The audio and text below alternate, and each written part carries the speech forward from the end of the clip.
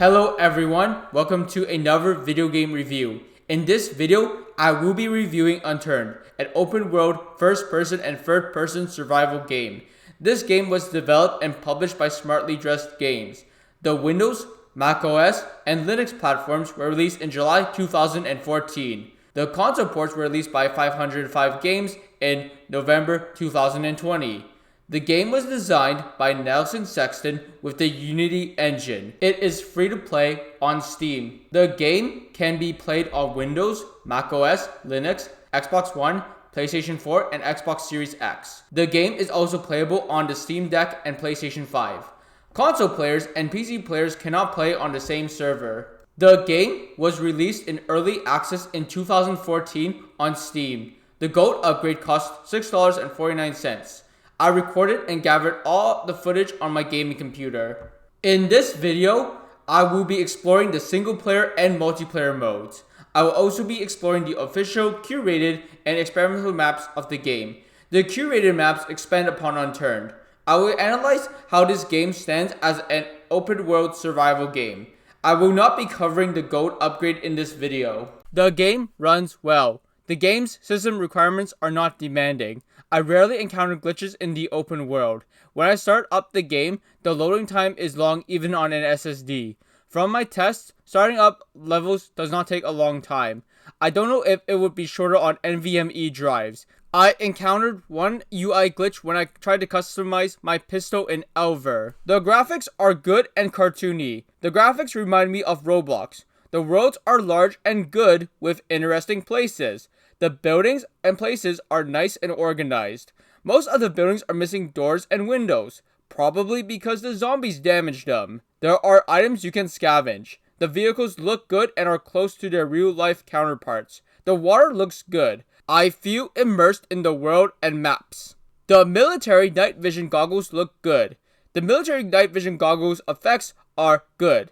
I can see things in the dark clearly. The night vision goggles remind me of Sam Fisher's night vision goggles in Tom Clancy's Splinter Cell. The civilian night vision goggles make the world look black and white. The zombies are not scary. They look like Roblox zombies. The giant zombies are intimidating. Fighting them feels like boss battles. The blood splatter effects are good and cartoony. Sometimes the blood splatter effects covers the items, making the blood distracting.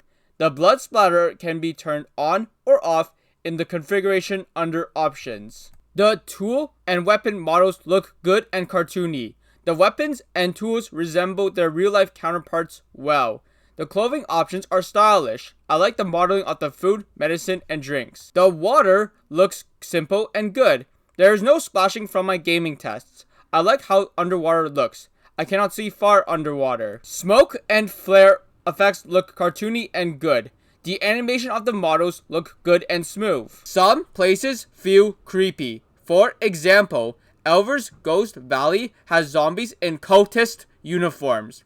Some zombies can turn invisible. The sound effects are good. The firearm sounds are good. I like the background music. The background music is good. In the game, players attempt to survive a zombie apocalypse. First, players begin without any equipment. Players gather and scavenge resources such as weapons, food, and medicine. There are many official, curated, and modded maps for players to choose from. The map choices are vast. The maps look good and are fun to play in. I find it interesting to explore and learn about these areas. Most of the time, I was rewarded with loot for exploring.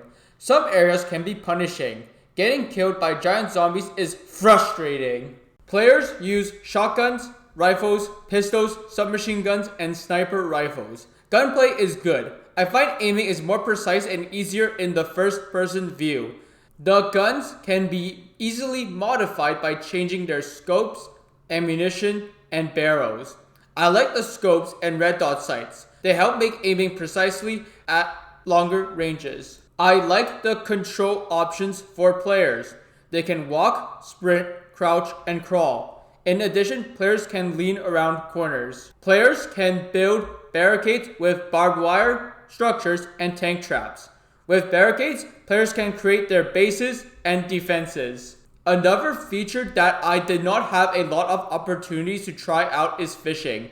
I find fishing to be boring. Vehicle handling is good. I find it easier to drive the vehicles in the third-person view. In first-person view, the driving is immersive, but the vehicles don't have a rear-view mirror or camera. In the first-person view, it is hard to look behind you. Handling the helicopter takes some practice. It is fun and interesting to operate a helicopter. I find the controls for it takes some practice. The helicopter moves slowly. I don't know if the handling of the helicopter is similar to real life. Most of the game's mechanics, except for handling helicopters, are covered in the tutorial. The tutorial provides new players with an interactive session to learn about Unturned and survive the world. The tutorial is great and organized. Players can customize survivors' appearance and clothing. In the game, players can gather clothes, balaclavas, night vision goggles, pants, hats, helmets, vests, and backpacks.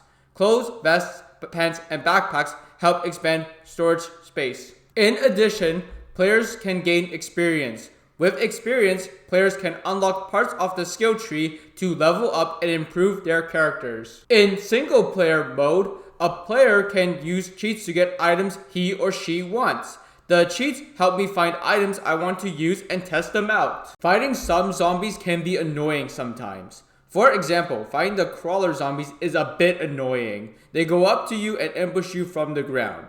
Sometimes they are hard to spot with military night vision. Sometimes I get bored walking around and scavenging for items by myself. Throughout the single player mode, I find myself doing that. I am not saying that this game is boring.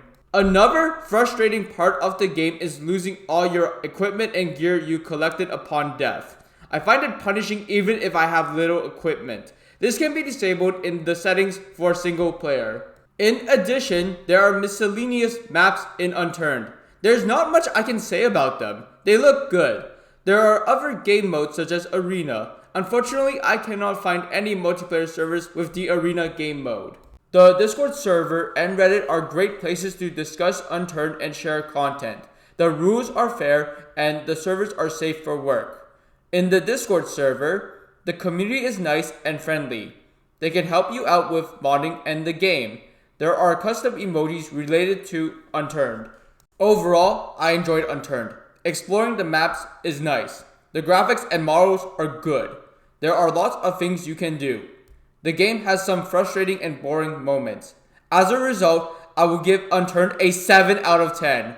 If you are new to survival games, I recommend giving this game a try. Thanks for watching this video. I will see you in the next review video. Subscribe for more up-to-date reviews like this one.